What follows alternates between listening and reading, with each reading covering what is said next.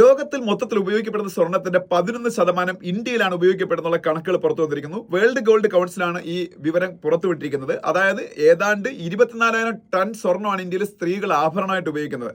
അതേസമയത്ത് ലോകത്തിൽ സ്വർണം നിക്ഷേപമായിട്ട് ഉപയോഗിക്കുന്ന രാജ്യങ്ങൾ ആദ്യത്തെ 5 രാജ്യങ്ങൾ എന്ന് പറഞ്ഞാൽ അമേരിക്കയും, അത് കഴിഞ്ഞ് ജർമ്മനിയും, പിന്നീട് ഇറ്റലിയും, ഫ്രാൻസും, അത് കഴിഞ്ഞ് റഷ്യയാണ്.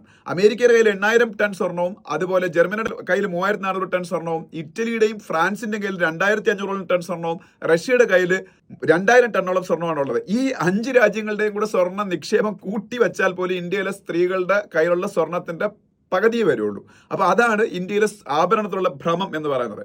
അപ്പൊ ഇതിൽ തന്നെ മൊത്തം സ്വർണത്തിന് 40% ഇന്ത്യയിലെ ആഭരണങ്ങളായിട്ട് ഉപയോഗിക്കുന്നത് ദക്ഷിണേന്ത്യയിലെ സ്ത്രീകളാണെന്നാണ് പറയുന്നത്. അതിൽ 28% തമിഴ്നാട്ടിലെ സ്ത്രീകളാണെന്നും പറയുന്നുണ്ട്. ഇതിൽ നിന്നൊരു കാര്യം മനസ്സിലാക്കുക, എന്തുകൊണ്ടാണ് കേരളം അല്ലെങ്കിൽ തമിഴ്നാടൊക്കെ ബേസ്ഡ് ആയിട്ടുള്ള ജ്വല്ലറി ശൃംഖലകൾ ഇന്ത്യയിലെ ഏറ്റവും വലിയ ജ്വല്ലറി ശൃംഖലകളായിട്ട് മാറുന്നത്. ഇപ്പൊ നമ്മുടെ കേരളത്തിലെ കല്യാൺ ജ്വല്ലറി അല്ലെങ്കിൽ മലബാർ ഗോൾഡ് എന്നൊക്കെ പറയുന്ന സ്ഥാപനങ്ങൾ ഇന്ത്യയിലെ ഏറ്റവും വലിയ സ്വർണ്ണാഭരണ ശൃംഖലകളായിട്ട് മാറി. അതിന്റെ കാരണം സൗത്ത് ഇന്ത്യക്കാരുടെ സ്വർണ്ണഭ്രമം മൂലമാണ്. അപ്പൊ ലോകത്തിലെ ഏറ്റവും കൂടുതൽ സ്വർണ്ണ ആഭരണങ്ങൾ ഉപയോഗിക്കുന്നത് ഇന്ത്യൻ സ്ത്രീകളാണ്. ഏതാണ്ട് ലോകത്തിലെ സ്വർണ്ണ ഉപഭോഗത്തിന്റെ 11% നമ്മളെ ഇന്ത്യയിലെ സ്ത്രീകളാണ് ഉപയോഗിച്ച് തീർക്കുന്നത്.